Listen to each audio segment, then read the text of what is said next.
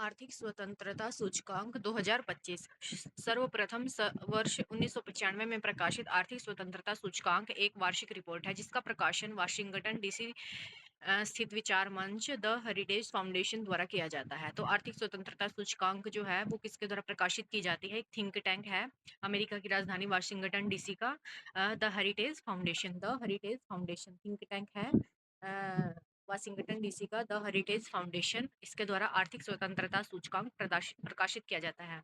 फरवरी 2025 में आर्थिक स्वतंत्रता सूचकांक 2025 जारी किया गया। यह सूचकांक का 31वां संस्करण है। कौन सा संस्करण है? 31वां।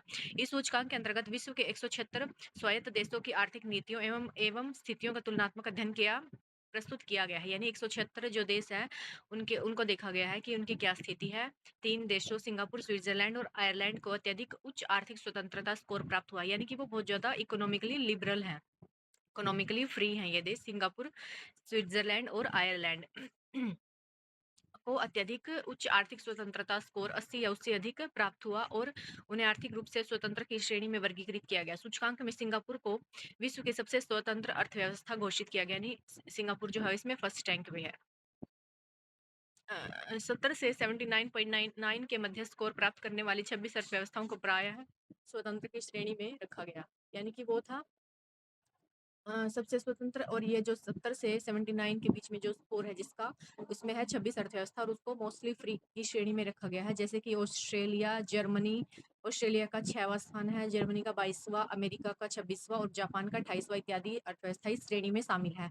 60 से 69 के मध्य स्कोर मध्यम श्रेणी और 50 से 59 के मध्य स्कोर प्राप्त करने वाली 60 अर्थव्यवस्थाएं हैं, उनको प्राय मोस्टली अनफ्री यानी कि वो गैर स्वतंत्र है। और इसमें जो गैर स्वतंत्र वाली श्रेणी है इसमें भारत और ब्राजील और रूस जैसी अर्थव्यवस्थाएं शामिल है। तो हमें भारत का देखना है कि मोस्टली ये अनफ्री वाली कैटेगरी में शामिल है। और फर्स्ट जो सिंगापुर था वो था सबसे स्वतंत्र अर्थव्यवस्था और भारत जो है वो प्रायः गैर स्वतंत्र की श्रेणी में रखा गया है। आर्थिक स्वतंत्रता सूचकांक में 2025 में भारत को 128वां स्थान प्राप्त हुआ है, यानी कि 176 कंट्रीज को देखा गया है और उसमें से भारत को स्थान प्राप्त हुआ है 128वां।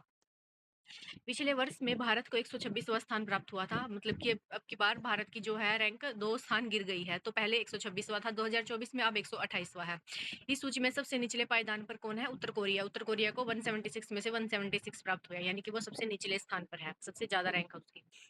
तो भारत की रैंक कितनी है? 128 और भारत की पहले रैंक कितनी थी? 126। तो भारत की स्थिति में 2 अंकों की गिरावट हुई है। नॉर्थ कोरिया सबसे लास्ट में है, सिंगापुर सबसे फर्स्ट है और जो भारत, ब्राजील और रशिया है वो अनफ्री की मोस्टली अनफ्री की कैटेगरी में इनको रखा गया है। भ्रष्टाचार बोध सूचकांक 2024 वर्ष 1993 में गैर सरकारी और गैर लाभकारी संगठन के रूप में स्थापित ट्रांसपेरेंसी इंटरनेशनल सत्ता, रिश्वत और गुप्त स्रोतों के दुरुपयोग को रोकने की दिशा में सरकारों, व्यवसाय एवं नागरिकों के साथ मिलकर कार्य करता है। जर्मनी की राजधानी बर्लिन में स्थित अपने अंतर्राष्ट्रीय सचिवालय में कार्य करते हुए यह संस्था वर्तमान में 100 से अधिक देशों में सक्रिय रूप से भ्रष्टाचार के विरुद्ध संघर्ष का नेतृत्व कर रही है। इसी दिशा में कार्य करते हुए वर्ष 1985 में ट्रांसपेरेंसी इंटरनेशनल द्वारा प्रतिवर्ष भ्रष्टाचार बोध सूचकांक जारी किया जाता है। तो भ्रष्टाचार बोध सूचकांक यानी कि करप्शन परसेप्शन इंडेक्स, सीपीआई, किसके द्वारा जारी किया जाता है? ट्रांसपेरेंसी इंटरनेशनल के द्वारा।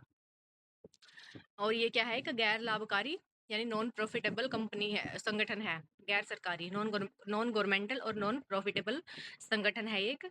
और जर्मनी की राजधानी बर्लिन में इसका सचिवालय स्थित है और ये सरकारों के साथ, व्यवसायों के साथ और नागरिकों के साथ मिलकर काम करता है।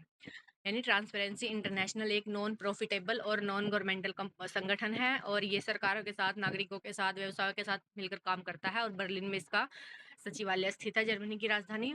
और इसके क्या है? 2025 को ट्रांसपेरेंसी इंटरनेशनल द्वारा भ्रष्टाचार बोध सूचकांक 2024 जारी किया गया, यानी कि 2024 जो सूचकांक है 2024 वाला वो इसके द्वारा जारी किया गया था फरवरी में और ये इसका 30वां संस्करण था। सीपीआई 2024 में उच्चतम स्कोरिंग क्षेत्र पश्चिमी यूरोप और यूरोपीय संघ है, जबकि न्यूनतम स्कोरिंग क्षेत्र उप सहारा अफ्रीका है। यानी कि सबसे ज्यादा जो स्कोर प्राप्त किया है वो किसने किया है? पश्चिमी यूरोप और यूरोपीय संघ वाले एरिया ने। और सबसे जो लो स्कोर प्राप्त किया वो है उप सहारा अफ्रीका वाला एरिया। एशिया प्रशांत क्षेत्र का जो सीपीआई है वो एवरेज रहा है 44, यानी कि जो पश्चिमी यूरोप और यूरोपियन यूनियन वाला है उसका 64 है स्कोर और उप सहारा वाले अफ्रीका वाले का 33 है और इसके बीच में एवरेज रहा है 44 एशिया प्रशांत क्षेत्र का। डेनमार्क को इस सूचकांक में लगातार 7वें वर्ष प्रथम स्थान प्राप्त हुआ है, यानी कि भ्रष्टाचार बोध सूचकांक, यानी भ्रष्टाचार से मुक्त देशों में इन्हें कम भ्रष्टाचार है यहाँ पे, तो इसको Denmark, then Finland, then Singapore. Denmark, Finland, Singapore. Denmark सबसे कम भ्रष्टाचार देशों की उसमें सूची में शामिल है, इसकी रैंक फर्स्ट है, और फिनलैंड जो है इसकी सेकंड है, सिंगापुर की थर्ड है। सर्वाधिक भ्रष्टाचार वाले 3 देश कौन-कौन से हैं? सबसे ज़्यादा भ्रष्टाचार है दक्षिणी सूडान में, देन सोमालिया में, देन वेनेजुएला में। क्योंकि सहारा वाला क्षेत्र जो है इसको सबसे कम स्कोर प्राप्त हुआ है, तो इसमें दक्षिणी सूडान सबसे ज़्यादा भ्रष्टाचारी है, और जो सोमालिया है वो उससे कम है, देन वेनेजुएला। तो Denmark, Finland and then Singapore, इन ये तीनों फर्स्ट 3 रैंक पे हैं, और दक्षिणी सूडान, सोमालिया और वेनेजुएला ये लास्ट 3 है। भ्रष्टाचार बोध सूचकांक में भारत की क्या स्थिति है? भारत 38 अंकों के साथ 96वें स्थान पर है, यानी कि भारत की जो स्थिति है वो कितने देशों में, 180 देशों में 96वें स्थान पर है। भारत के साथ मालदीव और गाम्बिया भी 38 अंकों के साथ संयुक्त रूप से 96वें स्थान पर है, यानी कि जो मालदीव है और गाम्बिया उनकी भी स्थिति भारत की जैसी है, उनको भी 38 स्कोर प्राप्त हुआ है और वो भी 96वें स्थान पर है। ज्ञातव्य है कि वर्ष 2023 में सूचकांक में भारत को 39 अंक प्राप्त हुए थे, यानी कि पहले 39 अंक प्राप्त हुए थे, अब की बार, पिछली बार इसकी रैंक थी 93 और अब की बार इसकी रैंक हो गई है 96। जो ऊपर वाला हमने पढ़ा था स्वतंत्रता सूचकांक वाला, उसमें भी भारत की रैंक 128 थी, जो पहले 126 से घटकर 128 हो गई थी, और आर्थिक स्वतंत्रता सूचकांक, और उसमें उसमें कौन था? फर्स्ट सिंगापुर था और लास्ट में नॉर्थ कोरिया था, और इसमें दक्षिणी सूडान लास्ट है, और इसमें डेनमार्क आई थिंक फर्स्ट है, हाँ डेनमार्क, और देन फिनलैंड सेकंड है। जलवायु जोखिम सूचकांक 2025। जलवायु जोखिम सूचकांक एक ऐसा उपकरण है जो देशों एवं क्षेत्रों पर चरम मौसमी घटनाओं के प्रभावों का मूल्यांकन करता है। जलवायु जोखिम सूचकांक जो है वो एक ऐसा उपकरण है जो देशों एवं क्षेत्रों पर चरम मौसमी घटनाओं के प्रभावों का मूल्यांकन करता है, यानी कि जो चरम मौसमी घटनाएं हैं, एक्सट्रीम वेदर इवेंट्स है, मतलब कि बहुत ज़्यादा ये बाढ़ और ये सूखा, ये ऐसी घटनाएं होती रहती हैं, इनके मतलब क्या प्रभाव है क्षेत्रों पर, उसका मूल्यांकन करता है। किसके द्वारा किया जाता है? जलवायु जोखिम सूचकांक। इस सूचकांक का प्रकाशन वर्ष 2006 से किया जा रहा है, और एक संस्था है, संगठन है जर्मन वॉच, उसके द्वारा ये सूचकांक प्रकाशित किया जाता है। 12 फरवरी 2025 को पर्यावरण संगठन जर्मन वॉच द्वारा जलवायु जोखिम सूचकांक 2025 को प्रकाशित किया गया था। जर्मन वॉच जो है एक संगठन है, उसके द्वारा ये सूचकांक प्रकाशित किया जाता है, यानी कि उसके द्वारा ये सूचकांक प्रकाशित करके ये दिखाया जाता है कि ये जो चरम मौसमी घटनाएं होती है इनका क्या इम्पैक्ट होता है, इनके प्रभावों का मूल्यांकन किया जाता है। इस सूचकांक के अनुसार वर्ष 1993 से वर्ष 2022 के मध्य 9400 से अधिक चरम मौसमी घटनाओं के कारण विश्व भर में 7,65,000 से अधिक लोगों की मृत्यु हुई, यानी 1993 से 2022 का आंकलन किया गया है। इसमें 9400 से अधिक मौसमी घटनाएं हुई और उनके कारण इतने लोगों की मृत्यु हो गई, 7,65,000 से ज्यादा लोगों की मृत्यु हुई है। वर्ष 1993 से वर्ष 2022 के मध्य 94,000 प्लस चरम मौसमी घटनाओं के परिणाम स्वरूप लगभग 4.2 ट्रिलियन डॉलर की प्रत्यक्षतः हानि हुई है, मतलब इतनी ज्यादा हानि जो है वो प्रत्यक्ष रूप से हुई है। ये है डायरेक्ट हानि, डायरेक्ट जो लॉस हुआ है वो है, और अगर इसके अलावा जो इनडायरेक्ट लॉस देखे तो वो इसमें काउंट नहीं है, वो अलग से है। 4.2 ट्रिलियन डॉलर का डायरेक्ट लॉस हुआ है इन चरम मौसमी घटनाओं के कारण, यानी कि जीवन, जान माल दोनों की हानि हुई है। और वर्ष 1993 से वर्ष 2022 के बीच तूफानों, हीट वेव्स और बाढ़ के कारण विश्व भर में सर्वाधिक मौतें हुई है। सबसे ज्यादा जो परसेंटेज है इसमें तूफान, स्टॉर्म्स के कारण, स्टॉर्म्स का जो प्रभाव है वो 35% है, हीट वेव का जो है वो 30% है, और बाढ़ का 27% है। इसके कारण सबसे ज्यादा मौतें हुई हैं। इस अवधि में सर्वाधिक उल्लेखनीय आर्थिक हानि तूफानों यानी 56% जो है, या 2.33 ट्रिलियन डॉलर के कारण हुई, यानी कि 56% जो है वो तूफानों के कारण हुई है। और इसमें कितने का लॉस हुआ है? जो ओवरऑल टोटल देखें तो वो है 4.2 ट्रिलियन डॉलर का, और जो इसके कारण देखें तो सर्वाधिक हानि सिर्फ तूफान के कारण देखें तो वो है 2.33 ट्रिलियन डॉलर, यानी कि बहुत ज्यादा तो इसके कारण ही हुई है आर्थिक हानि, 56% तूफान के कारण, 2.33 ट्रिलियन डॉलर। जलवायु जोखिम सूचकांक 2025। वर्ष 2022 में शीर्ष 3 सर्वाधिक प्रभावित देश। फर्स्ट पे है पाकिस्तान, सेकंड पे है बेलीज, देन इटली, यानी कि सबसे ज्यादा जो प्रभावित देश है इससे जलवायु से वो है पाकिस्तान, उसके बाद है दूसरे नंबर पे बेलीज, और उसके बाद है तीसरे नंबर पे इटली। और इसमें है CRI 2025 वर्ष 1993 से 2022 के बीच शीर्ष 3 सर्वाधिक प्रभावित देश कौन-कौन से हैं? सबसे ज़्यादा प्रभावित हुआ है डोमिनिका, उसके बाद चीन, उसके बाद होंडुरास। सबसे ज़्यादा प्रभावित देश कौन-सा है? डोमिनिका, उसके बाद है चीन, उसके बाद है होंडुरास। और 2022 में अगर देखें तो सबसे ज़्यादा Pakistan, then Belize, then Italy. और 1993 से 2022 का आकलन करें तो सबसे ज़्यादा डोमिनिका, उसके बाद चाइना, उसके बाद होंडुरास। वर्ष 1993 से 2022 की 30 वर्षीय अवधि में चरम मौसमी घटनाओं से सर्वाधिक प्रभावित देशों की सूची में भारत कौन से स्थान पर है? छठे स्थान पर है। भारत की स्थिति क्या है? छठे स्थान पर है भारत। और सबसे ज़्यादा प्रभावित 1993 से 2022 में डोमिनिका, उसके बाद चीन, उसके बाद होंडुरास। और अगर 2022 की स्थिति का आकलन करें तो सबसे पहले है पाकिस्तान, फिर बेलीज़, फिर इटली। इनकी आप मैप में स्थिति देख सकते हैं ताकि आपको ज़्यादा लंबे टाइम तक याद रहे। फिर है रूस यूक्रेन संकट, नया मोड़ और बढ़ता तनाव।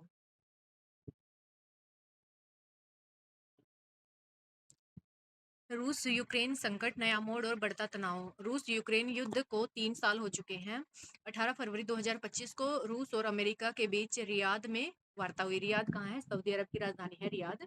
वहाँ पे वार्ता हुई और इसको 3 साल हो चुके हैं। 18 फरवरी 2025 को अमेरिका और रूस के बीच रियाद में वार्ता हुई। इसमें युद्ध विराम और द्विपक्षीय संबंधों पर चर्चा हुई, लेकिन यूक्रेन और यूरोपीय देशों को वार्ता से बाहर रखा गया। इसके बाद व्हाइट हाउस में ट्रंप और जेलेंस्की की बैठक हुई। अमेरिका ने यूक्रेन से उसकी रेयर अर्थ खनिज संपदा पर समझौता करने को कहा। बदले में उसे सुरक्षा और सैन्य सहायता देने की पेशकश की गई।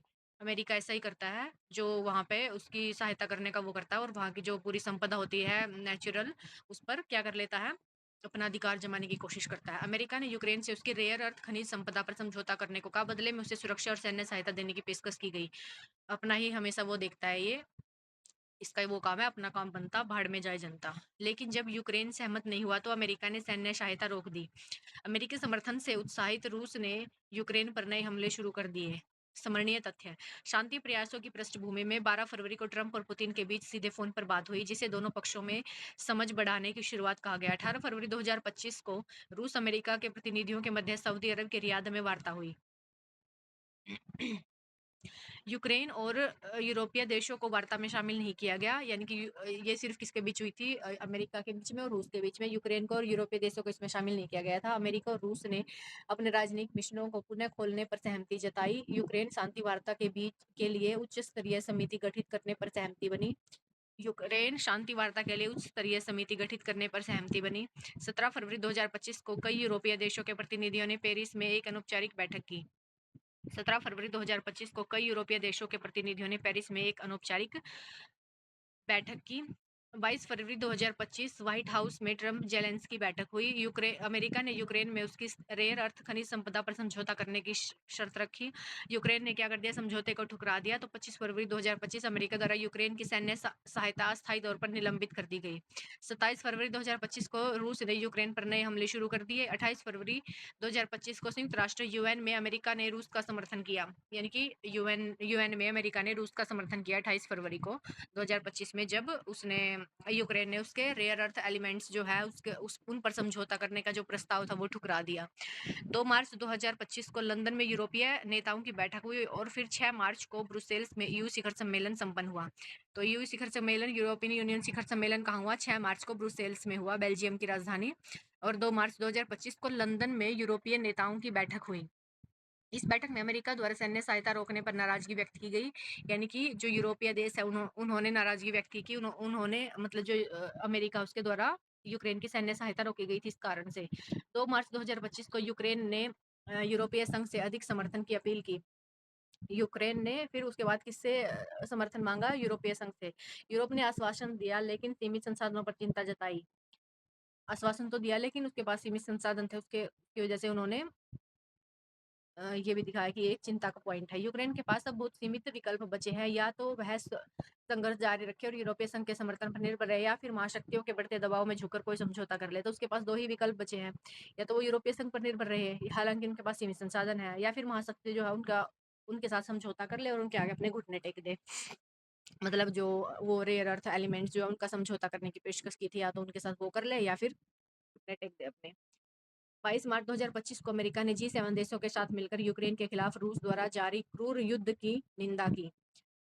22 मई को 2025 को अमेरिका ने G7 के साथ मिलकर यूक्रेन के खिलाफ रूस द्वारा जारी क्रूर युद्ध की निंदा की। अब यहाँ पे इसने निंदा कर दी, मतलब इसका कोई कोई अपना खुद का स्टैंड नहीं है, ये जहाँ पे इसे अपना बेनिफिट दिखता है, अपना वो दिखता है, वहीं पे गिर लेता है ये। ट्रम्प की गोल्ड कार्ड योजना, अमेरिकी नागरिकता की नई कीमत। अमेरिक अमेरिकी ग्रीन कार्ड और नागरिकता पाने के लिए दुनिया भर से लाखों लोग आवेदन करते हैं।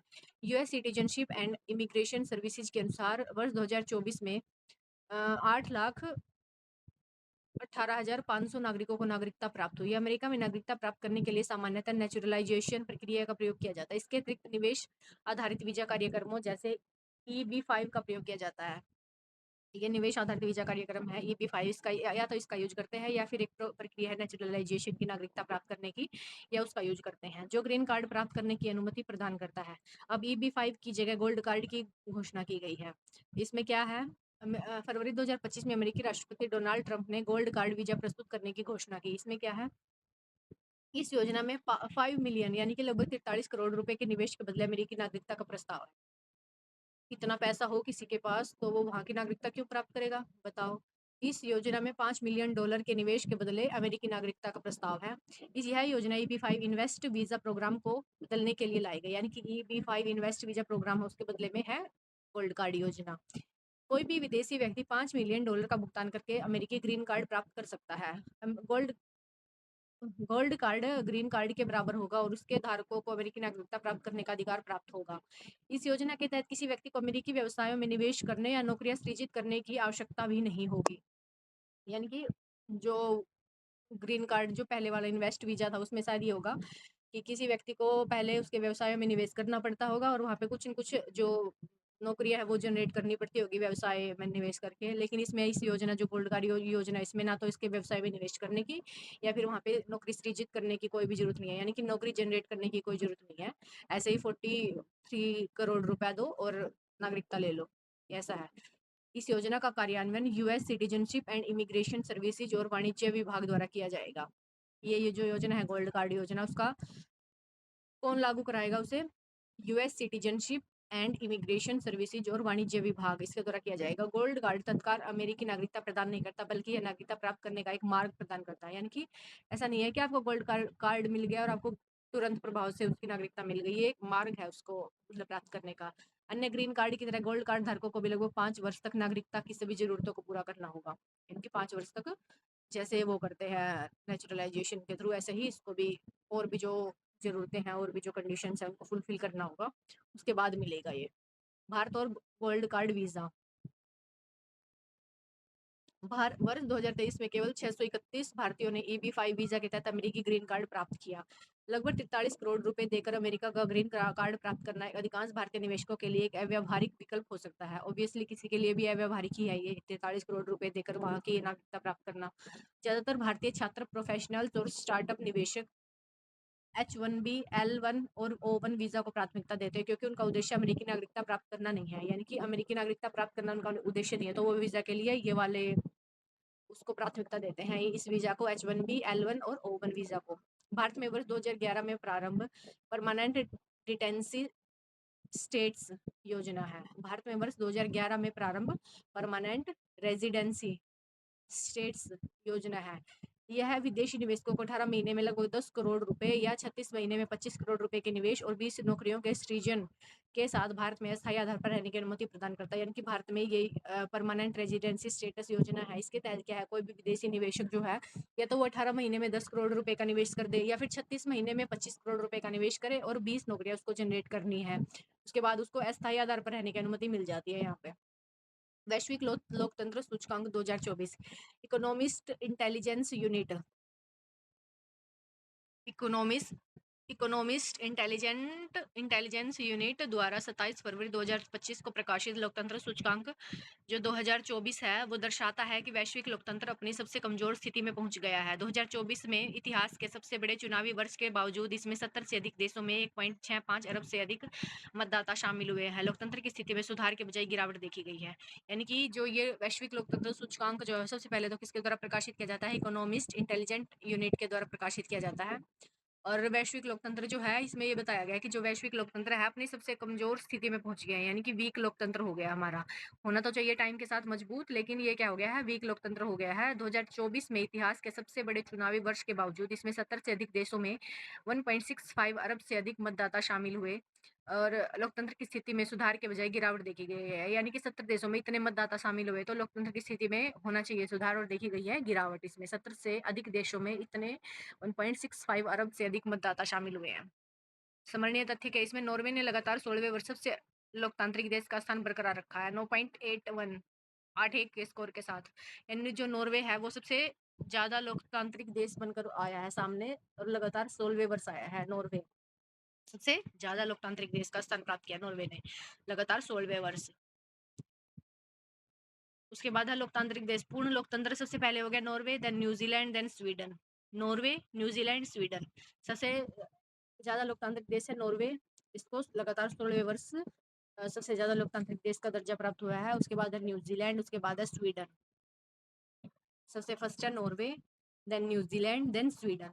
और जो सबसे कम देखें तो ये देश है जिनमें तख्ता पलट होता रहता है, तानाशाही है, और जिनमें सेना का शासन आता रहता है। जैसे कि सबसे लास्ट रैंक है उत्तर कोरिया की, और सॉरी सबसे लास्ट नहीं है, 165 रैंक है उत्तर नॉर्थ कोरिया की, और 166 है म्यांमार की, 167 है अफगानिस्तान की। यानी कि अफगानिस्तान जो है वो सबसे खराब स्थिति में है लोकतंत्र के मामले में, यानी कि ये सबसे कम लोकतांत्रिक है। सबसे ज्यादा लोकतांत्रिक Norway, then New Zealand, then Sweden. सबसे खराब स्थिति है अफगानिस्तान की। और जो अमेरिका है उसको भी त्रुटिपूर्ण लोकतंत्र की श्रेणी में रखा गया है, और जो भारत है उसको भी त्रुटिपूर्ण लोकतंत्र की श्रेणी में रखा गया है, और इसका स्थान है 41वीं रैंक है भारत की। इंडोनेशिया ब्रिक्स का नवीनतम पूर्ण सदस्य है। ब्रिक्स एक अंतर सरकारी इंटर गवर्नमेंटल ऑर्गेनाइजेशन है। यह वैश्विक दक्षिण के देशों के लिए एक राजनीतिक और राजनयिक समन्वय मंच के रूप में कार्य करता है। ये क्या है, एक इंटर गवर्नमेंटल ऑर्गेनाइजेशन है, और ये ग्लोबल साउथ के देशों के साथ एक राजनीतिक और राजनयिक समन्वय मंच यानी कि डिप्लोमेटिक कोऑर्डिनेशन फोरम के रूप में कार्य करता है। मतलब कि जो उनके साथ में सहयोग समन्वय स्थापित करता है, उनके बातचीत करता है उनके साथ, और कोई भी मुद्दा है उनको डिस्कस करते हैं। ये लोग ऐसे ही सहयोग स्थापित करने की, समन्वय स्थापित करने की, कोऑर्डिनेशन बनाने की कोशिश करते हैं एक दूसरे के साथ। तो ये क्या है, एक इंटर गवर्नमेंटल ऑर्गेनाइजेशन है, और ग्लोबल साउथ उसके देशों के साथ, उनके देशों के साथ ये क्या करता है, डिप्लोमेटिक कोऑर्डिनेशन फोरम के रूप में काम करता है। ब्रिक्स की आधिकारिक वेबसाइट के अनुसार वर्तमान में ब्रिक्स के 11 पूर्ण सदस्य देश हैं। इसके 5 मतलब कि इसके 11 जो है वो पूर्ण सदस्य देश बन गए। 5 जो मूल ओरिजिनल मेंबर्स है वो BRICS, ब्राजील, चीन, भारत, रूस और दक्षिण अफ्रीका है। और 2024-25 के दौरान शामिल 6 नए सदस्य देश कौन कौन से हैं, मिस्र, इथोपिया, इंडोनेशिया, ईरान, सऊदी अरब, UAE। देखो 2 देश हो गए अफ्रीका के, मिस्र, इथोपिया इथोपिया मिस्र और इथोपिया। ये है नॉर्थ ईस्ट यूरोप की साइड, मिस्र और इथोपिया। और इंडोनेशिया इसमें हो गया इसमें साउथ ईस्ट इंडोनेशिया।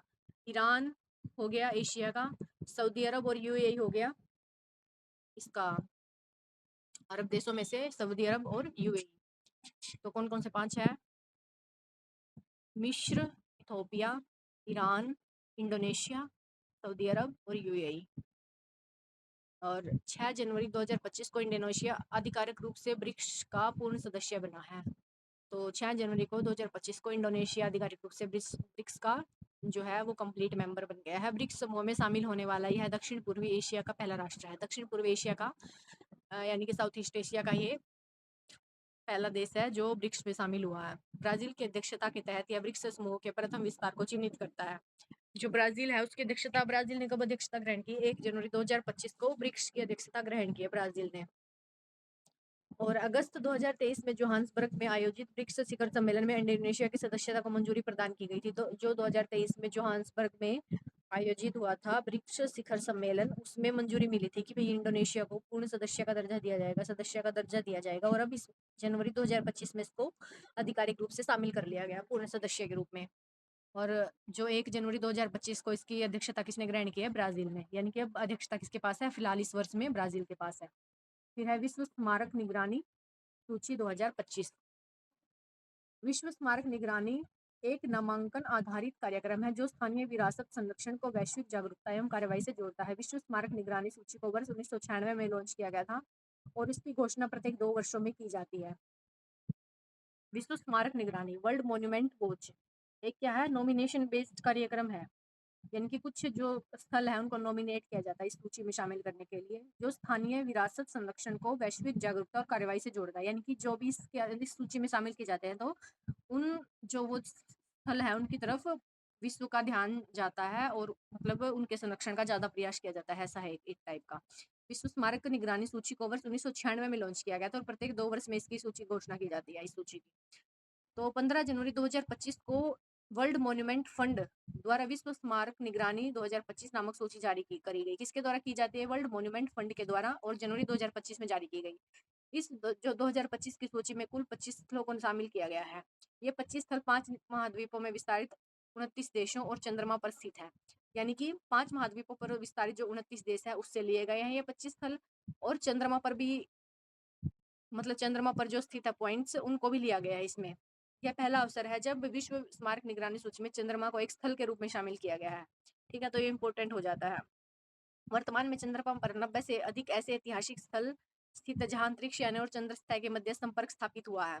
यानी कि ऐसे बहुत सारे पॉइंट है चंद्रमा पर भी जहां जो मतलब क्या है इम्पोर्टेंट है, और मतलब वो क्या है, जैसे कि वहां पे किसी अंतरिक्ष यान का उस चंद्र की सतह पर वो हुआ, कोई अंतरिक्ष यान गया और वहां से उस पृथ्वी के साथ उसका संपर्क स्थापित हुआ, तो वो ऐतिहासिक महत्व का हो जाता है वो स्थान।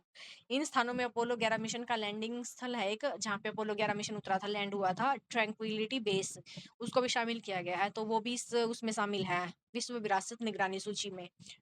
तो 100 से अधिक ऐतिहासिक कलाकृतियों के साथ साथ चंद्रमा पर मानवता के पद चिन्हों, पहले पद चिन्हों को भी संरक्षित करता है ये।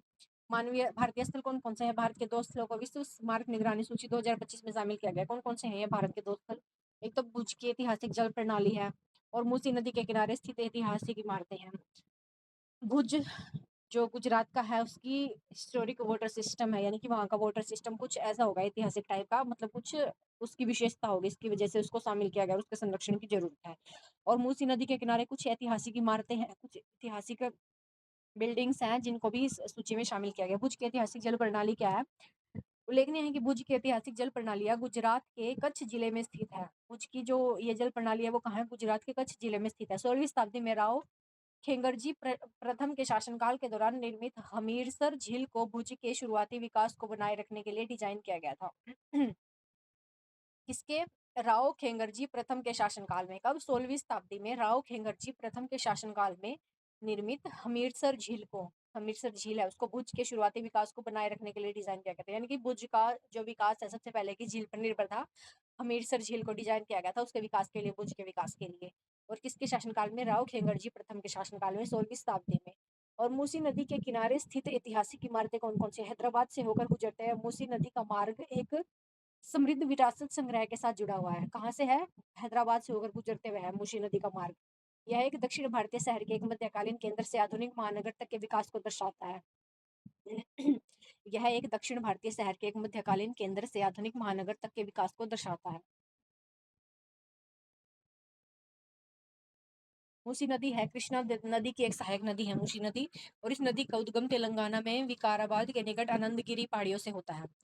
कहाँ से होता है इस नदी का उद्गम? तेलंगाना में विकाराबाद के निकट, विकाराबाद के निकट अनंतगिरी की पहाड़ियों से होता है। और मूसी नदी किसकी सहायक है? कृष्णा नदी की सहायक है। यह नदी अंततः तेलंगाना के नलकोंडा जिले के वडापल्ली गांव के निकट कृष्णा नदी से मिल जाती है। कृष्णा की सहायक है तो कृष्णा नदी में कहाँ मिलती है? तेलंगाना के नलकोंडा जिले के वडापल्ली गांव के निकट।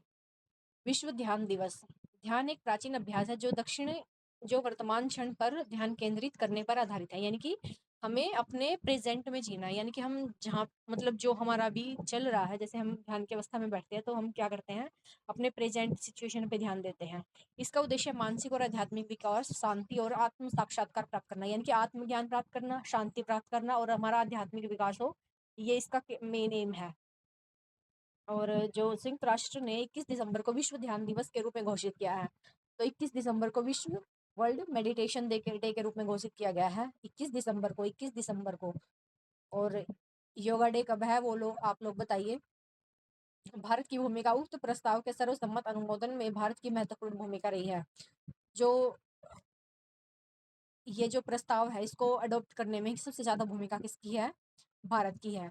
प्रथम विश्व ध्यान दिवस संयुक्त राष्ट्र के तत्वाधान में 21 दिसंबर 2024 को प्रथम विश्व ध्यान दिवस आयोजित किया गया था। 21 दिसंबर 2024 को विश्व ध्यान दिवस की पूर्ण संध्या पर 20 दिसंबर 2024 को न्यूयॉर्क स्थित संयुक्त राष्ट्र मुख्यालय में भारत के स्थायी मिशन द्वारा वैश्विक शांति एवं सद्भावना के लिए ध्यान शीर्षक से कार्यक्रम का आयोजन किया गया। यानी 20 दिसंबर को न्यूयॉर्क में एक कार्यक्रम का आयोजन किया गया भारत के द्वारा। वो था वैश्विक शांति और सद्भावना के लिए ध्यान, मेडिटेशन फॉर ग्लोबल पीस, यानी वैश्विक शांति के लिए और हार्मनी, सद्भाव के लिए ध्यान। इस अवसर पर मुख्य भाषण वैश्विक स्तर पर मान्यता प्राप्त भारतीय आध्यात्मिक गुरु श्री श्री रविशंकर द्वारा दिया गया। जो आध्यात्मिक गुरु है श्री श्री रविशंकर जी, उनके द्वारा यहाँ पे मुख्य भाषण दिया गया था वैश्विक स्तर पर उसमें वैश्विक शांति और सद्भाव सम्मेलन में। Time person of the year 2024। Time person of the year 2024 वर्ष 1923 में स्थापित टाइम पत्रिका द्वारा वर्ष 1927 से प्रतिवर्ष पर्सन ऑफ द ईयर का चुनाव किया जाता है। यानी कि 1923 में स्थापित टाइम पत्रिका द्वारा वर्ष 1927 से प्रतिवर्ष 1927 से किया जा रहा है पर्सन ऑफ द ईयर का चुनाव, time person of the year का चुनाव। वर्ष 1927 में पहला time person of the year Charles Lindberg को चुना गया था। यानी कि सबसे पहला किसे चुना गया था 1927 में? चार्ल्स लिंडबर्ग को। और ये किसके द्वारा किया जाता है? टाइम्स पत्रिका के द्वारा। भारत की तरफ से महात्मा गांधी पहले व एकमात्र भारतीय जिन्हें वर्ष 1930 में टाइम्स पत्रिका ने पर्सन ऑफ द ईयर चुना था। तो एकमात्र भारतीय कौन से हैं? महात्मा गांधी है, उन्हें 1930 में मिला था ये time person of the year का। हालांकि वर्ष मतलब उन्हें 1930 में चुना गया था ये। हालांकि 2014 व 2016 के Time person of the year online readers poll का विजेता भारतीय प्रधानमंत्री नरेंद्र मोदी को घोषित किया गया था।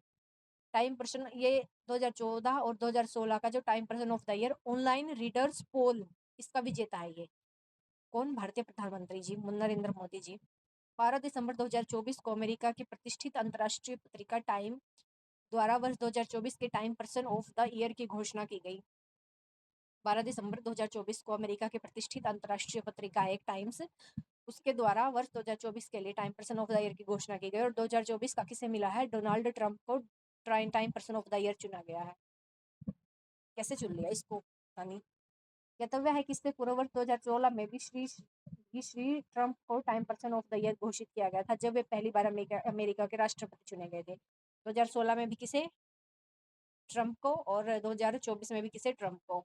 Athlete of the year 2024 Caitlin Clark अमेरिकी महिला बास्केटबॉल खिलाड़ी है जिसे एथलीट ऑफ द ईयर 2024 के चुना गया है। कैटलिन क्लार्क अमेरिकी महिला बास्केटबॉल खिलाड़ी है। कैटलिन क्लार्क, उसे एथलीट ऑफ द ईयर 2024 चुना गया है। सीईओ ऑफ द ईयर लिया सू, सेमीकंडक्टर कंपनी जो है एएमडी, उसकी सीईओ है ये। सीईओ ऑफ द ईयर लिया यू, सेमीकंडक्टर कंपनी एएमडी, उसकी सीईओ है। Icon of the year Elton John, British गायक है ये। Icon of the year Elton John, British गायक को। और word of the year 2024 Oxford dictionary ने वर्ष 2024 हेतु ब्रेन रोट को वर्ड ऑफ द ईयर घोषित किया है। जो ऑक्सफोर्ड डिक्शनरी है उसके अकॉर्डिंग तो वर्ड ऑफ द ईयर किसे बोला गया 2024 के लिए? ब्रेन रोट को ये वर्ड है जिसे वर्ड ऑफ द ईयर घोषित किया गया है। मेरियम वेबस्टर डिक्शनरी, उसके अकॉर्डिंग पोलराइजेशन को वर्ड ऑफ द ईयर घोषित किया गया है। और कॉलिन्स डिक्शनरी द्वारा ब्रैट को वर्ड ऑफ द ईयर घोषित किया गया है। ब्रैट। और कैम्ब्रिज डिक्शनरी है उसके द्वारा manifest word of the year घोषित किया गया है। तो ऑक्सफोर्ड के अकॉर्डिंग ब्रेन रोट को, और मेरियम वेबस्टर के अकॉर्डिंग किसको? पोलराइजेशन को। कॉलिन्स के अकॉर्डिंग ब्रैट को। और कैम्ब्रिज जो डिक्शनरी है उसके अकॉर्डिंग मैनिफेस्ट को। कैम्ब्रिज मैनिफेस्ट, कॉलिन्स ब्रैट, मेरियम और पोलराइजेशन, और ऑक्सफोर्ड ब्रेन रोट। जलवायु परिवर्तन प्रदर्शन सूचकांक 2025। जलवायु परिवर्तन प्रदर्शन सूचकांक क्लाइमेट चेंज परफॉर्मेंस इंडेक्स अंतरराष्ट्रीय जलवायु परिवर्तन नीति में पारदर्शिता को बढ़ाने का एक स्वतंत्र साधन है। यह विभिन्न देशों के जलवायु संरक्षण संबंधी प्रयासों का तुलनात्मक अध्ययन प्रस्तुत करता है। तो ये विभिन्न देशों के जलवायु संरक्षण संबंधी जो प्रयास है, विभिन्न देशों के जलवायु संरक्षण संबंधी जो प्रयास है, मतलब जो देश है वो उनका क्या कंट्रीब्यूशन है जलवायु संरक्षण के प्रयासों में, उसका तुलनात्मक अध्ययन प्रस्तुत करता है ये। क्या? क्लाइमेट चेंज परफॉर्मेंस इंडेक्स, मतलब क्लाइमेट चेंज जो है वो हो रहा है उसको सुधार करने में किस देश की क्या परफॉर्मेंस है।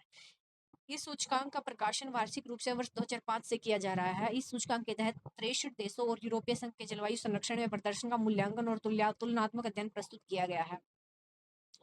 जो 63 देश और यूरोपीय संघ उसके जलवायु संरक्षण में प्रदर्शन का मूल्यांकन और तुलनात्मक अध्ययन प्रस्तुत किया गया है। ईयू और 63 अन्य देश संयुक्त रूप से संपूर्ण विश्व के लगभग 90% ग्रीन हाउस गैस उत्सर्जन के लिए उत्तरदायी है। यानी कि 63 देश और ये जो ईयू है वो 90% जो ग्रीन हाउस गैस इमिशन है उसके लिए यही देश रिस्पॉन्सिबल है। बाकू अजरबैजान में आयोजित यूएन जलवायु परिवर्तन सम्मेलन 2024 COP29 के दौरान 20 नवंबर 2024 को German watch, climate action network तथा न्यू क्लाइमेट इंस्टीट्यूट द्वारा संयुक्त रूप से जलवायु परिवर्तन प्रदर्शन सूचकांक जारी किया गया। तो किसके द्वारा जारी किया गया ये सूचकांक?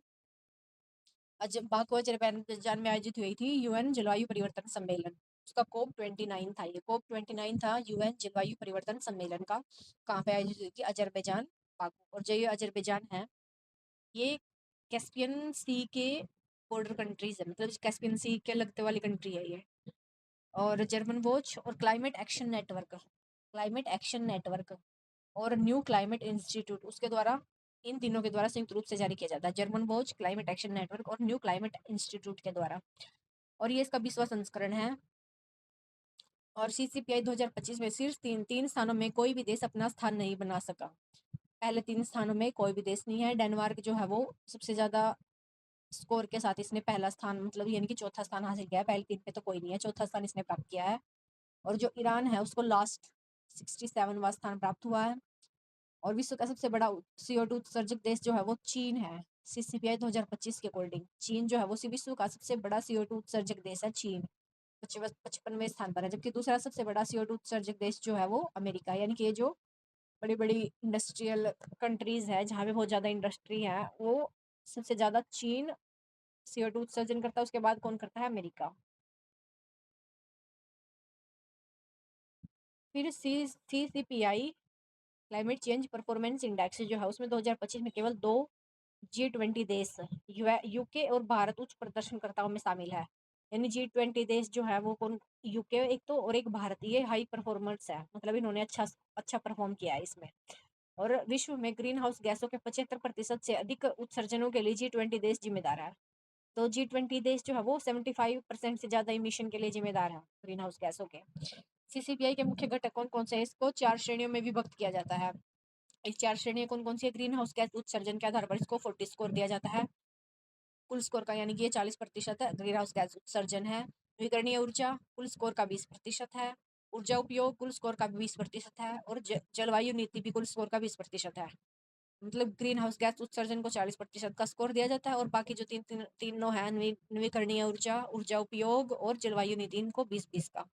तो सबसे ज्यादा अच्छा परफॉर्मेंस किसने किया है? डेनमार्क ने। 4th रैंक पे डेनमार्क है, देन नीदरलैंड है। और भारत की रैंक है इसमें 10वें स्थान पर है भारत। यानी कि भारत और यूके जो है उन्होंने G20 देशों में सबसे अच्छा प्रदर्शन किया। तो भारत की रैंक कितनी है? 10। और डेनमार्क की फर्स्ट है नीदरलैंड की। और सबसे लास्ट है ईरान। सूचकांक में भारत जलवायु परिवर्तन प्रदर्शन सूचकांक 2025 में भारत को एक 10वां स्थान प्राप्त हुआ है। वर्ष 2023 की रिपोर्ट में 8वें स्थान और 2024 में 7वें स्थान पर था भारत।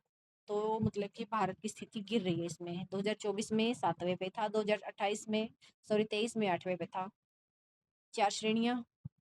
भारत का प्रदर्शन सबसे ज्यादा उच्च प्रदर्शन है ग्रीन हाउस गैस उत्सर्जन में। समग्र रेटिंग है इसकी उच्च, 13 रैंक है इसकी। नवीकरणीय ऊर्जा में 33 रैंक है, निम्न प्रदर्शन है। ऊर्जा उपयोग में इसकी उच्च रैंक है। ऊर्जा उपयोग और ग्रीन हाउस गैस उत्सर्जन में अच्छी रैंक है इसकी। और जलवायु नीति में मध्यम रैंक है इसकी, मॉडरेट है 7। फिर है QS एशिया यूनिवर्सिटी रैंकिंग। पहले हमने पढ़ी थी QS वर्ल्ड यूनिवर्सिटी रैंकिंग, फिर QS विषय आधारित वर्ल्ड यूनिवर्सिटी रैंकिंग थी। और अब है QS एशिया यूनिवर्सिटी रैंकिंग को ब्रिटिश कंपनी QS इसके द्वारा जारी किया जाता है। यह रैंकिंग प्रत्येक वर्ष एशिया के शीर्ष विश्वविद्यालय पर प्रकाश डालती है। एशिया यूनिवर्सिटी रैंकिंग है तो एशिया के विश्वविद्यालयों पर प्रकाश डालती है। और कंपनी जो है ये QS, ये है ब्रिटिश की कंपनी है, ब्रिटिश कंपनी है एक। इस रैंकिंग के तहत स्थानों का मूल्यांकन 11 संकेतकों के आधार पर किया जाता है। तो एशिया यूनिवर्सिटी रैंकिंग इसके द्वारा ब्रिटिश कंपनी QS द्वारा जारी की जाती है। 11 संकेतक है इसके। और ये एशिया के जो शीर्ष विश्वविद्यालय है उनको बताती है कौन कौन से हैं। इसमें 2025 में ये रैंक जारी की गई है, इसका 17वां संस्करण था। इस वर्ष की रैंकिंग में 25 देशों और क्षेत्रों के कुल 986 संस्थानों को शामिल किया गया है, यानी कि 25 कंट्रीज के 986 जो इंस्टीट्यूट है उनको शामिल किया गया है। 25 देशों के 986 संस्थानों को शामिल किया गया है। सर्वाधिक विश्वविद्यालय भारत के इसमें कितने? 162। 86 में से 162 विश्वविद्यालय किसके हैं? भारत के हैं। और सर्वाधिक विश्वविद्यालय भारत के हैं। उसके बाद पिछले वर्ष भारत के 148 विश्वविद्यालय थे इसमें शामिल, और अब की बार 162 हैं। चीन का जो पेकिंग है विश्वविद्यालय एशिया का सर्वश्रेष्ठ विश्वविद्यालय रहा है। चाइना जो है उसकी पेकिंग यूनिवर्सिटी है वो है सबसे मतलब अच्छा स्थान प्राप्त किया इसने, सबसे सर्वश्रेष्ठ स्थान प्राप्त किया इसने इस रैंकिंग में। क्यूएस एशिया यूनिवर्सिटी रैंकिंग में जो चीन की पेकिंग यूनिवर्सिटी है वो टॉप रैंक में है। भारत के 162 इंस्टीट्यूट इसमें शामिल है, और हांगकांग सेकंड पे है, और सिंगापुर की यूनिवर्सिटी थर्ड पे है। पहला याद रखना, पेकिंग्स फर्स्ट पे है, ज्यादा करो तो हांगकांग याद रख लेना सेकंड पे है। और भारत की शीर्ष 100 में शामिल भारतीय विश्वविद्यालय कौन कौन से हैं? आईआईटी दिल्ली जो है वो 44वें नंबर पर है। शीर्ष 100 में भारत के हैं 7, और इसमें से 44वें रैंक पर है आईआईटी दिल्ली, और आईआईटी बॉम्बे 48 रैंक है। आईआईटी दिल्ली की 44वीं रैंक है, और आईआईटी उसके बाद 4 स्थान जोड़ के 48 स्थान है आईआईटी बॉम्बे की, और टॉप 100 में है भारत की 7 इंस्टीट्यूट शामिल। विश्व की 10 सबसे बड़ी अर्थव्यवस्था 2025 की। जून 2025 में फोर्ब्स द्वारा वर्ष 2025 में विश्व की शीर्ष 10 अर्थव्यवस्थाएं, top 10 largest economies in the world in 2025 से संबंधित आंकड़े जारी किए गए। इस संदर्भ में डाटा का स्रोत 6 जून 2025 तक के आईएमएफ द्वारा लिए गए आंकड़े हैं। तो 2025 में फोर्ब्स द्वारा वर्ष 2025 में विश्व की जो टॉप 10 लार्जेस्ट इकोनॉमीज है उनके संबंध में जो आंकड़े हैं वो जारी किए गए हैं। और ये किसके द्वारा जारी किए जाते हैं? ये आंकड़े आईएमएफ द्वारा लिए गए आंकड़े हैं, और फोर्ब्स द्वारा ये लिस्ट जारी की जाती है। इसमें है जारी आंकड़ों के अनुसार वर्ष 2025 में जीडीपी के संदर्भ में शीर्ष पर संयुक्त राज्य अमेरिका है। जीडीपी के संदर्भ में कौन है? संयुक्त राज्य अमेरिका है, मतलब टॉप 10 इकोनॉमीज में, लार्जेस्ट इकोनॉमीज में। उसके बाद चीन है, जर्मनी है, उसके बाद भारत। भारत कौन से स्थान पर है? चौथे स्थान पर है, और भारत ने जर्मनी को जापान को पछाड़ दिया है। जापान 5वें पर है, भारत चौथे पर है। पहले है USA, then China, then Germany, then Bharat. Bharat का स्थान है जापान से पहले। वर्ल्ड गिविंग इंडेक्स 2024 अगस्त 2024 में चैरिटीज एंड फाउंडेशन द्वारा वर्ल्ड गिविंग इंडेक्स जारी किया गया। किसके द्वारा? गिविंग इंडेक्स, यानी कि डोनेट करना किसी को, चैरिटीज एंड एड फाउंडेशन के द्वारा जारी किया गया ये। और इसमें क्या है? WGI वर्ल्ड गिविंग इंडेक्स 2024 उदारता से संबंधित वैश्विक प्रवृत्तियों पर प्रकाश डालता है, यानी कि कौन कितना देश ज्यादा उदार है उन पर, मतलब उदारता के क्या ट्रेंड है वो उस पर प्रकाश डालता है ये। यानी कि इसमें क्या है, जो इंडोनेशिया 142 देशों को शामिल किया गया है, और हमने पहले भी देखा था ये इंडोनेशिया जो है सबसे ज्यादा डोनेट करने वाली कंट्री है। तो रिपोर्ट के अनुसार इंडोनेशिया विश्व का सर्वाधिक उदार देश है। ठीक है, भारत ने 26वां स्थान हासिल किया है। भारत 26वें नंबर पर है। 142 देशों में भारत 26वें नंबर पर है, यानी कि भारत भी काफी उदार है इस मामले में।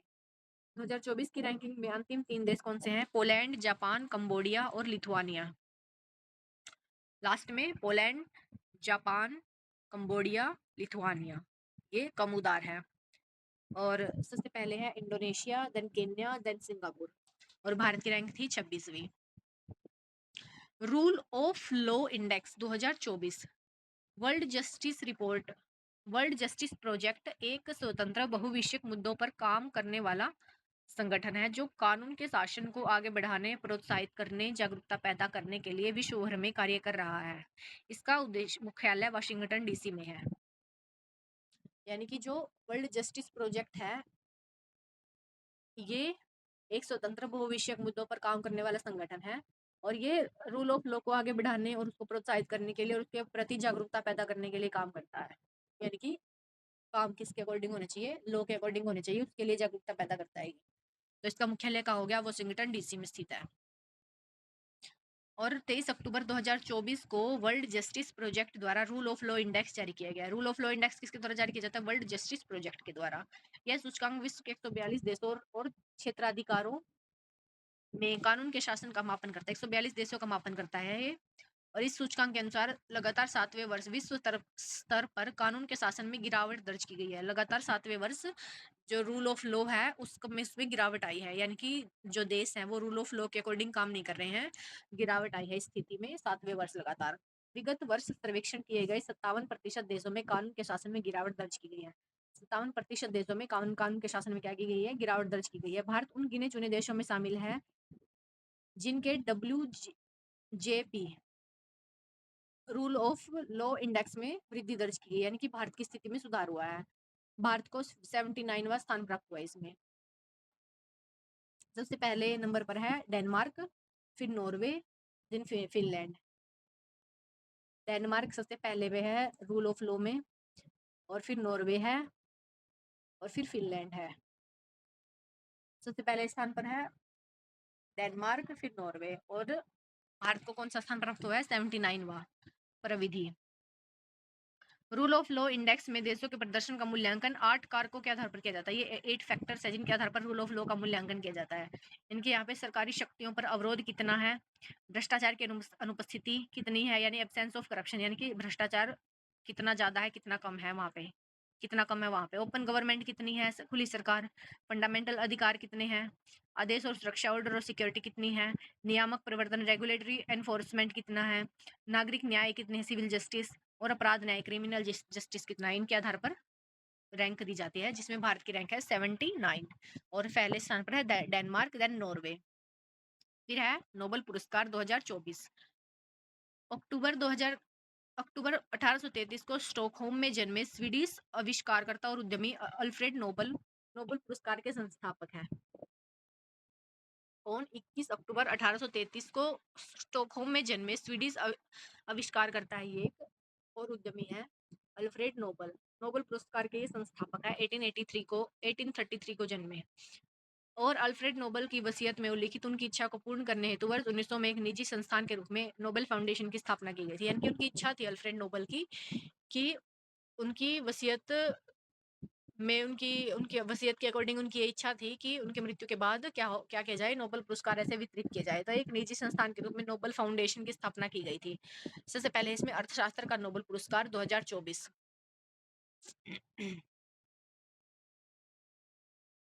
14 अक्टूबर 2024 को दिया गया था ये स्टॉकहोम स्वीडन स्थित the royal Swedish academy of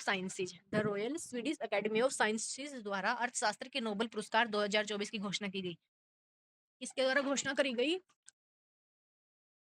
the royal Swedish academy of sciences के द्वारा अर्थशास्त्र के नोबेल पुरस्कार की घोषणा करी गई। और ये 3 अर्थशास्त्रियों को प्रदान किया गया: Daron Acemoglu, Simon Johnson, James Robinson. Daron Simon Robinson, ऐसे याद कर लेना। Daron Simon Robinson. Daron Acemoglu है अमेरिका के, और जो साइमन जॉनसन है वो भी अमेरिका के हैं, और जो जेम्स रॉबिन्सन है शिकागो विश्वविद्यालय अमेरिका के, यानी कि तीनों जो है ये अमेरिका से संबंधित है।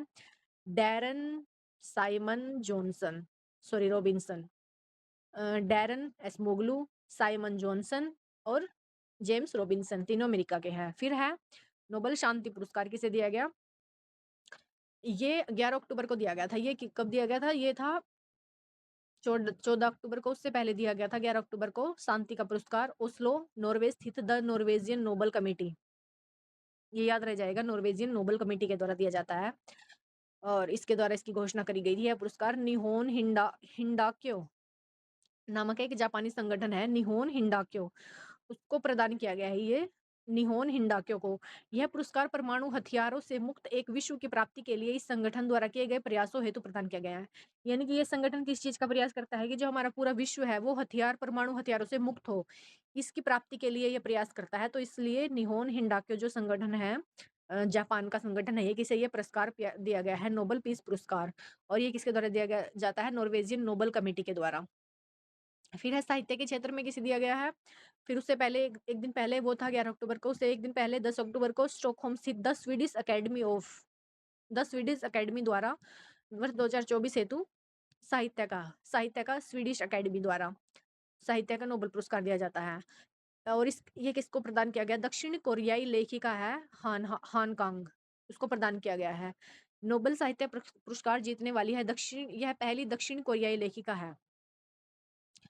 पहली दक्षिण कोरियाई लेखिका बन गई है हान कांग, जो ये साहित्य का नोबेल पुरस्कार जीती है। साथ ही ये दक्षिण कोरिया की दूसरी नागरिक है जिन्होंने कोई नोबेल पुरस्कार जीता। दक्षिण कोरिया की दूसरी नागरिक है। अच्छा, दक्षिण कोरिया की कैपिटल है सियोल, तो ये भी याद रखना। उसकी ये दूसरी नागरिक है जिन्होंने ये नोबेल पुरस्कार जीता है। इनसे पूर्व वर्ष 2000 में दक्षिण कोरिया के तत्कालीन राष्ट्रपति किम डे जुंग को नोबेल शांति पुरस्कार प्रदान किया गया था। इससे पहले जो दक्षिण कोरिया के राष्ट्रपति थे, ये तो लेखिका है एक, जिनको ये हान कांग है जो जिनको ये नोबेल पुरस्कार मिला है, और उससे पहले थे राष्ट्रपति थे किम डे जुंग, उसको ये नोबेल शांति पुरस्कार प्रदान किया गया था। हान कांग नोबेल साहित्य पुरस्कार प्राप्त करने वाली पहली एशियाई महिला भी है। फर्स्ट एशियाई है नोबेल साहित्य पुरस्कार प्राप्त करने वाली।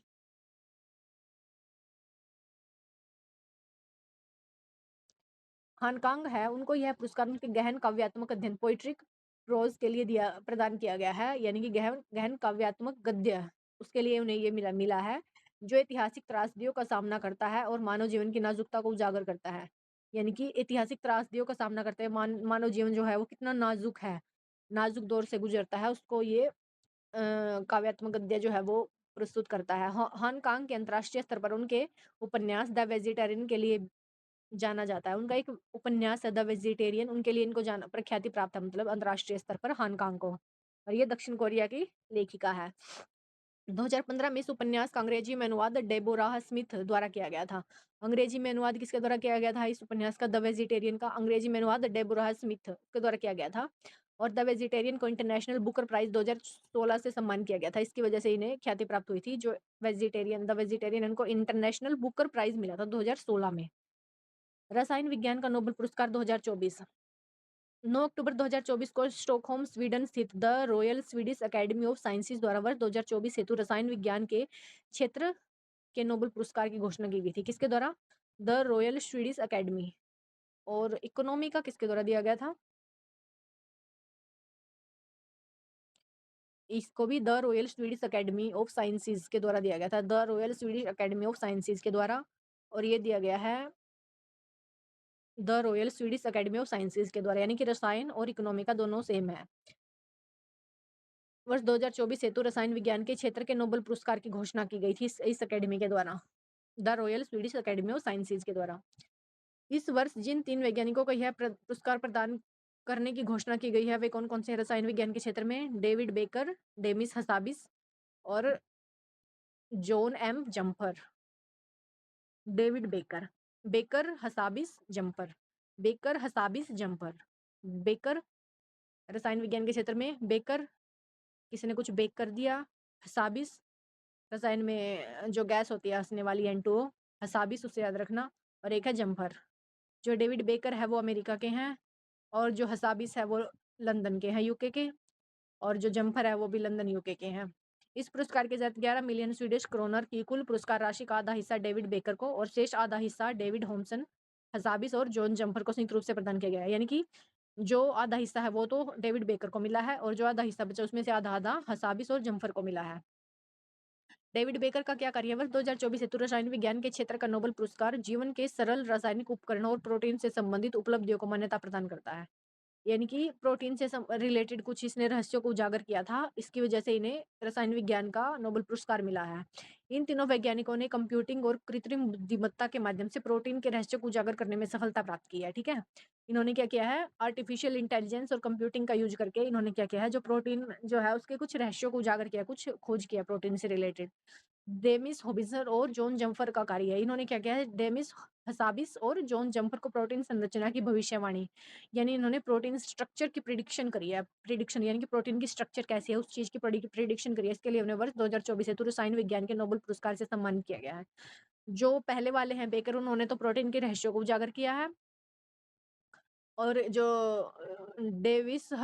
हसाबिस और जॉन जम्पर है, उन्होंने प्रोटीन संरचना की भविष्यवाणी करी है। इन दोनों वैज्ञानिकों ने कृत्रिम बुद्धिमत्ता का उपयोग करके एक ऐसी समस्या का सफलतापूर्वक समाधान किया है, जिसे रसायनज्ञ 50 से अधिक वर्षों तक जूझते रहे हैं।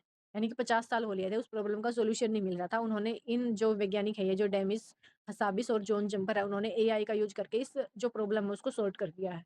यह समस्या थी प्रोटीन की जटिल संरचनाओं की भविष्यवाणी करना, यानी कि इसकी स्ट्रक्चर क्या थी। वर्ष 2020 में डेमिस हसाबिस और जॉन जम्पर ने एक एआई मॉडल प्रस्तुत किया जिसे अल्फाफोल्ड 2 कहा जाता है। एआई मॉडल था 2020 में इन दोनों ने प्रस्तुत किया था एक अल्फाफोल्ड 2। भौतिक विज्ञान का नोबेल पुरस्कार 2024 8 अक्टूबर 2024 को स्टॉकहोम स्वीडन स्थित the royal Swedish academy of sciences यानी रसायन विज्ञान का भी इसके द्वारा, फिजिक्स का भी इसके द्वारा, इकोनॉमी का भी इसके द्वारा 2000 द्वारा वर्ष 2024 हेतु भौतिक विज्ञान के क्षेत्र के लिए नोबेल पुरस्कार प्रदान किया गया। 2 वैज्ञानिक हैं, कौन-कौन से हैं? एक तो है जॉन जे होपफील्ड, एक है जोफ्री ई हिंटन। जॉन एक होपफील्ड है, एक जोफ्री हिंटन है। होपफील्ड हिंटन दोनों है से हैं। होपफील्ड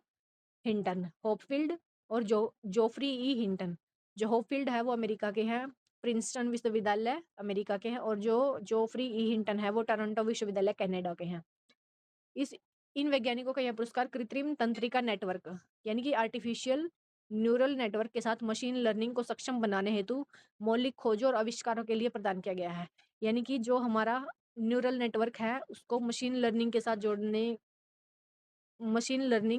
को सक्षम बनाने वाली मौलिक खोजों और आविष्कारों के लिए प्रदान किया गया है। फिर है चिकित्सा विज्ञान का नोबेल पुरस्कार 2024। ये मिला है किस-किस को? 7 अक्टूबर 2024 को the Nobel Assembly at Karolinska Institute Sweden द्वारा वर्ष 2024 हेतु चिकित्सा विज्ञान के क्षेत्र के नोबेल पुरस्कार की घोषणा की गई है।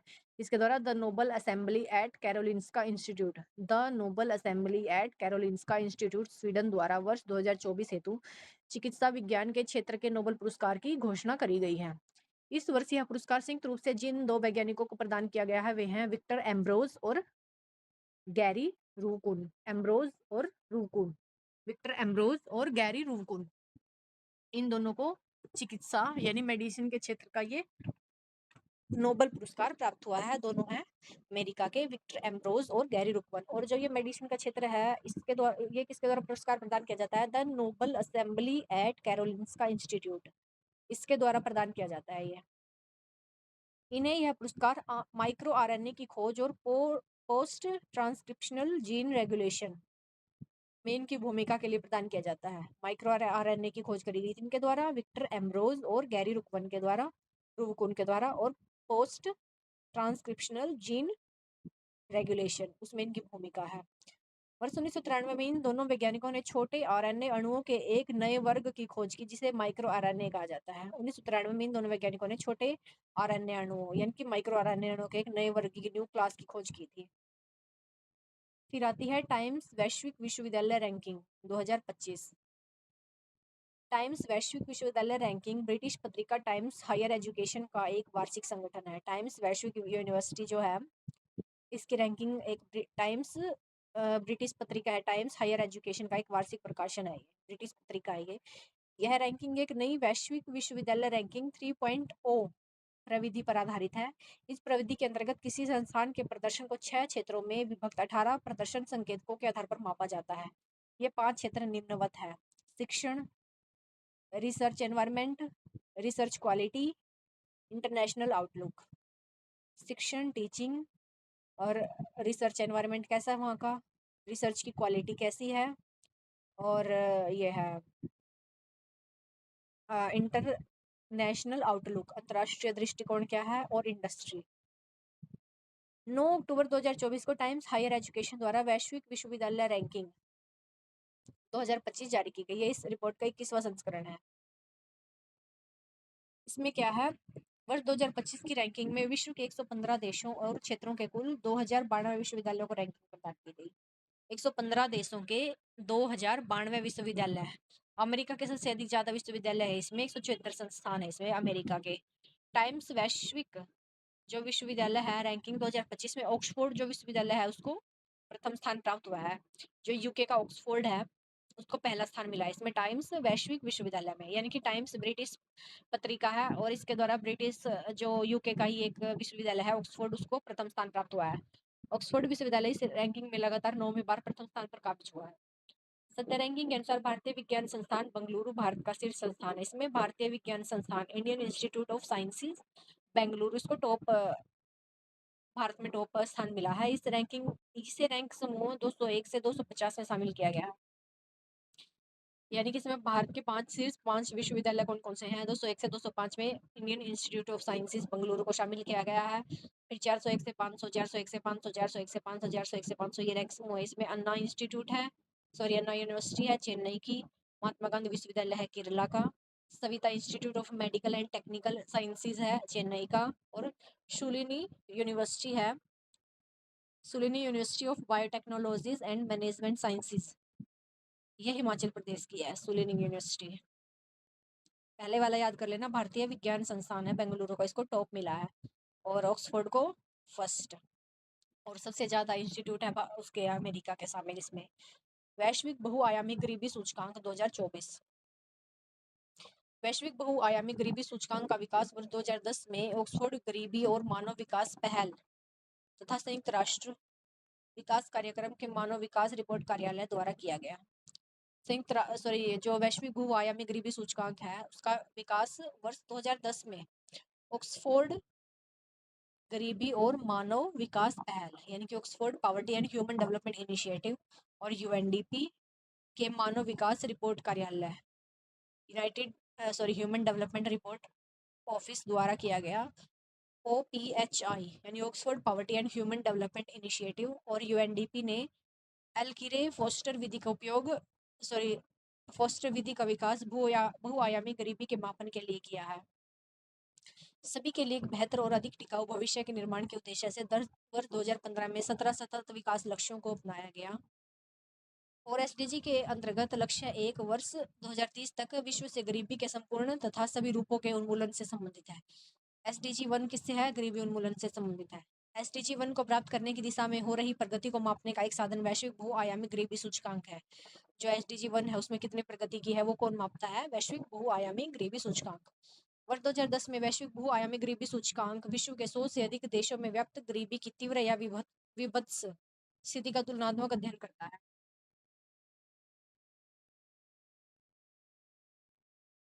यूएनडीपी और ऑक्सफोर्ड गरीबी और मानव विकास पहल OPHI Oxford poverty and human development initiative द्वारा संयुक्त रूप से वैश्विक बहुआयामी गरीबी सूचकांक प्रकाशित किया जाता है। इस रिपोर्ट का जो केंद्रीय विषय है वो है संघर्ष के मध्य गरीबी यानी पॉवर्टी एमिड कॉन्फ्लिक्ट। संघर्ष के मध्य गरीबी ये जो है global multi dimensional poverty index है इसका थीम है, संघर्ष के मध्य गरीबी। वैश्विक बहुआयामी गरीबी सूचकांक 2024 के तहत विश्व के 112 देशों में रहने वाले 6.3 बिलियन लोगों से संबंधित आंकड़ों को संकलित किया गया है। इसमें 112 देशों के 6.3 बिलियन लोगों को शामिल किया गया। इसमें 6.3 बिलियन लोगों में 7.1 बिलियन लोग गंभीर जो बहुआयामी गरीबी है उसकी स्थिति में निवास कर रहे हैं। देखो इसमें संकलित किया गया है 6.3 बिलियन लोगों से संबंधित आंकड़ों को इसमें संकलित किया गया है, और इसमें से 6.3 में से 1.1 बिलियन लोग जो है यानी कि 18.5 के करीब लोग जो है वो गंभीर बहुआयामी गरीब हैं। और इन 1.1 बिलियन गरीब लोगों में से आधी से अधिक जो संख्या है 18 वर्ष से कम आयु वर्ग के बच्चों की है। इसमें जो 1.1 है जो इनमें से 18 वर्ष के कम आयु के बच्चे से ज़्यादा है। और उल्लेखनीय है कि वैश्विक स्तर पर 27.9% बच्चे गरीबी की स्थिति में निवास कर रहे हैं, जबकि वयस्कों के संदर्भ में यह संख्या 13.5% है। वैश्विक स्तर पर 27.9% बच्चे जो है गरीबी की स्थिति में निवास कर रहे हैं, और वयस्कों के संदर्भ में देखें तो 13.5% है। कुल 1.1 बिलियन बहुआयामी रूप से गरीब लोगों में से 553 मिलियन लोग उप सहारा अफ्रीका में निवासित हैं, यानी कि सबसे ज़्यादा किसमें है? 48.2 उप सहारा अफ्रीका में है। फिर उसके बाद है 35% दक्षिणी एशिया में निवासित है। और स्पष्ट है कि विश्व बहुआयामी रूप से गरीब 83.2% जनसंख्या उप सहारा अफ्रीका और दक्षिणी एशिया में निवास करे, यानी कि उप सहारा अफ्रीका में कितना था? 48.2 था, और दक्षिणी एशिया में कितना था? 35% था। तो 83.2 के करीब जो है वो इन दोनों रीजन में ही निवास कर रहे हैं बहुआयामी गरीब। बहुआयामी गरीबों की 83.27% जनसंख्या ग्रामीण क्षेत्रों में निवास करती है, यानी कि ज्यादा लोग किसमें? ग्रामीण क्षेत्रों में है। इस रिपोर्ट के अनुसार संघर्ष से प्रभावित देशों में गरीबी दर उन देशों की तुलना में लगभग 3 गुना अधिक है जो संघर्ष से प्रभावित नहीं है।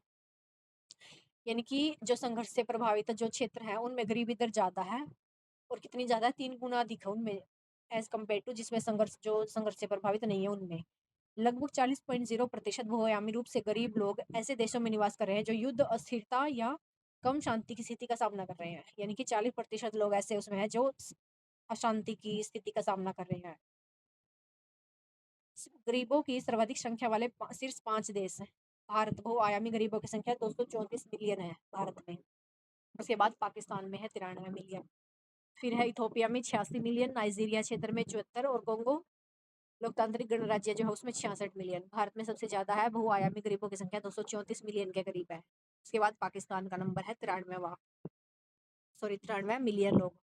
संयुक्त रूप से इन नोट में क्या है, संयुक्त रूप से इन पांचों देशों में बहुआयामी रूप से करीब 1.1 बिलियन लोगों की लगभग आधी संख्या निवास करती है। यानी कि इन 5 देशों में 1.1 बिलियन लोगों की आधी संख्या इन 5 देशों में निवास करती है। भारत की स्थिति क्या है इसमें? भारत ने बहुआयामी गरीबी में कमी लाने में उल्लेखनीय सफलता प्राप्त की है। भारत का एमपीआई मूल्य वर्ष 2005-6 के 0.283 से घटकर वर्ष 2015-16 में 0.122 तथा वर्ष 2019 से 21 में 0.069 हो गया है। मल्टी डायमेंशनल पॉवर्टी इंडेक्स जो है भारत का वो इतना हो गया है, 0.069 हो गया है भारत का। 2005-6 में कितना था? 0.2 था। और 2015-16 में कितना हो गया? 0.12। और 2019 में कितना हो गया? 0.069। भारत में वर्ष 2005-6 में बहुआयामी गरीबी की स्थिति में निवास कर रहे लोगों की संख्या लगभग 645 मिलियन थी, जो वर्ष 2015-16 में घटकर कितनी हो गई? 371। और 2019-20 में 19 से 21 में 231 मिलियन हो गई है।